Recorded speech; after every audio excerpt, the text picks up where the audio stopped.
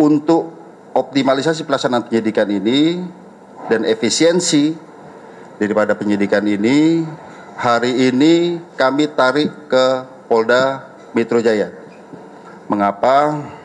Karena memang kita menerapkan pola kolaborasi interprofesi untuk memudahkan koordinasi, dan juga kami memiliki penyidik yang lebih banyak yang khusus menangani kasus-kasus yang melibatkan perempuan dan anak. Rekan-rekan sekalian, pada proses penyidikan ini yang ada di Jakarta Selatan, pada 3 hari pertama, penyidik sudah menentukan tersangka dan juga menahan, yaitu 2 tersangka. Kemudian 7 hari terakhir, kita adakan pendalaman terhadap proses penyidikan ini, ya. Kami perlu jelaskan bahwa dalam proses penyidikan ini kita menghadapi 2 kelompok subjek hukum. Yang pertama adalah dewasa, orang dewasa yang sudah kita tentukan tersangkanya ini. Kemudian kita juga menghadapi 2 subjek hukum, yaitu anak yang berhadapan dengan hukum. Yaitu pertama anak sebagai korban, yang kedua adalah anak sebagai saksi. Ini keduanya adalah anak yang berhadapan dengan hukum. Oleh karenanya kami perlu kehati-hatian, kami perlu rigid dalam penanganan kasus ini, dan kami perlu mengundang mitra untuk menjamin bahwa pemenuhan daripada hak-hak anak ini bisa tetap terjaga. Oleh karenanya kami menggandeng dari KPAI dari awal, kami mengundang stakeholder dari awal, ya, UPTD, PPA Provinsi DKI, kami melibatkan dari Kementerian Pemberdayaan Perempuan dan Perlindungan Anak sejak awal, kami juga melibatkan ahli pidana anak sejak awal dan juga ahli pidana, dan juga kami perlu sampaikan rekan-rekan sekalian bahwa dalam proses penyidikan kami tetap melaksanakan penyidikan dengan menggunakan pola scientific crime investigation.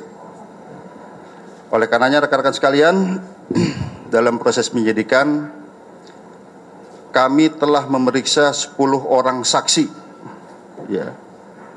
Kemudian juga kami melibatkan saksi ahli di sini, ahli pidana, ahli dari digital forensik, ahli dari psikologi. Kami melibatkan tim dari APSIFOR, ya, psikologi untuk memeriksa psikologi forensik maupun psikologi klinis terhadap anak ini, sekali lagi dalam menjamin hak-hak anak tersebut. Nah, kemudian kami perlu jelaskan rekan-rekan sekalian bahwa pada awalnya kami menerapkan dalam konstruksi pasal adalah pasal 76C junto pasal 80 Undang-Undang PPA junto 351 penganiayaan, ya. Biasa di sini yang awal. Namun kami perlu menjelaskan bahwa penyidikan kami ini ada bersifat berkesinambungan. Kami artikan menganalogikan seperti ini. Misalnya kita sekarang sakit panas, tapi panasnya karena apa? Kami perlu ada pemeriksaan lanjutan. Apakah ini tipes?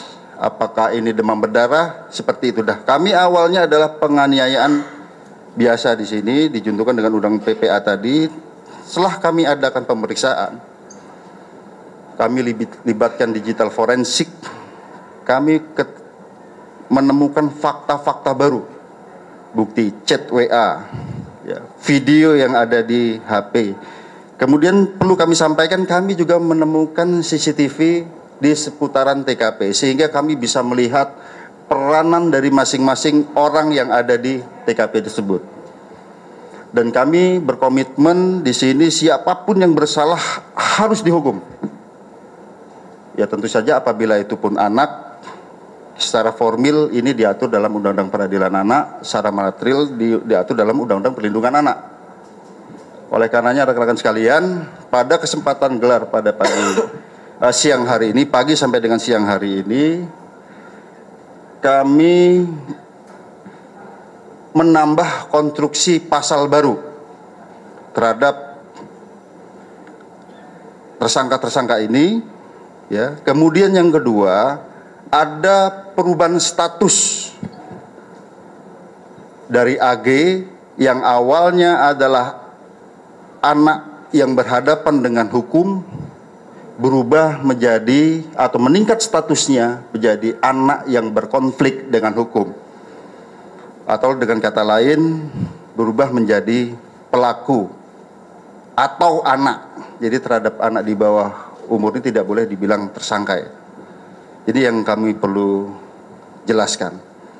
Kemudian dari fakta hukum yang kami peroleh, baik itu dari chat WA, baik itu dari video, kemudian baik itu dari CCTV yang ada di TKP, kemudian keterangan saksi-saksi, ya, kami mengonstruksikan konstruksi pasal yang baru.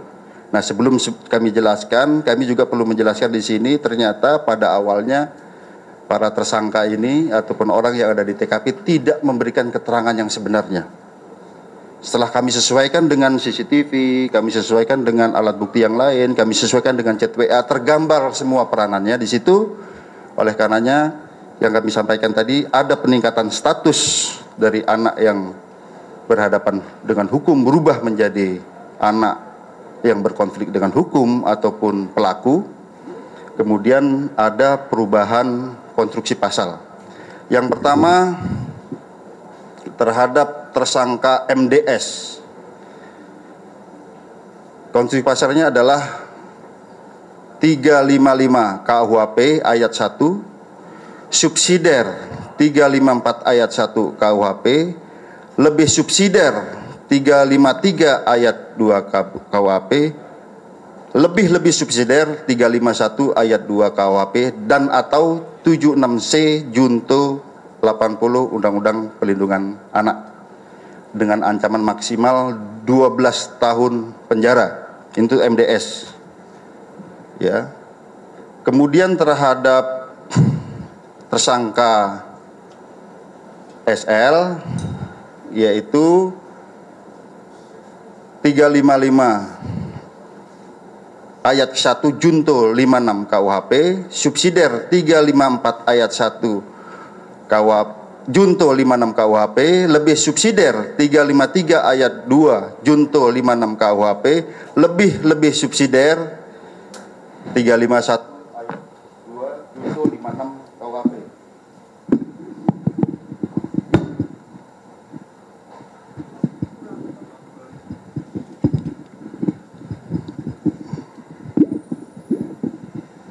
Ya, jadi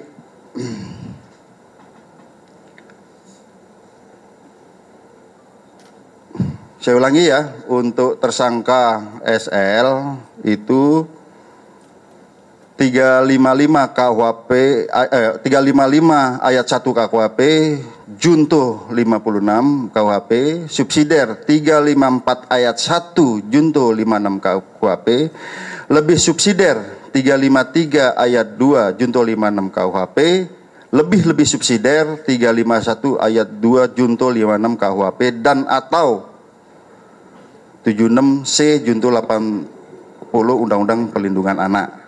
Ya. Kemudian terhadap anak AG, kami harus sebut anak AG, ya, ini anak yang berkonflik dengan hukum.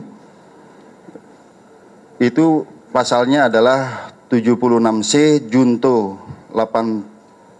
pasal 80 Undang-Undang Perlindungan Anak, dan atau 355 ayat 1 junto 56, subsidiar 354 ayat 1 junto 56 KUHP, lebih subsidiar 353 ayat 2 junto 56 KUHP, lebih subsidiar 351 ayat 2 junto 56 KUHP.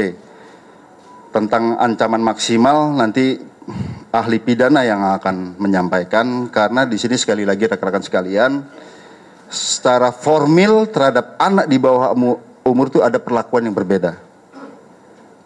Demikian juga apabila anak sebagai korban, ada secara material dalam Undang-Undang Perlindungan Anak. Pasal 355 KUHP itu adalah penganiayaan berat yang direncanakan dengan ancaman maksimal 12 tahun penjara. Ya, jadi itu ancaman maksimal, itu pasal yang kami sebutkan. Kalau pasal 354 itu dengan sengaja melakukan penganiayaan berat. Ya, ancaman maksimal 8 tahun. Kemudian 353 itu penganiayaan yang direncanakan mengakibatkan luka berat. Ya. Kemudian 351 ayat 2 penganiayaan tanpa direncanakan ya, penganiayaan yang mengakibatkan luka berat. Jadi ini memang konsep pasal kita urut dari mulai yang terberat sampai dengan ini. Tapi dari penyidikan kami ini masih berkesinambungan ya. Masih dalam proses pemeriksaan sebelum kami kirimkan ke pihak kejaksaan. Saya kira demikian.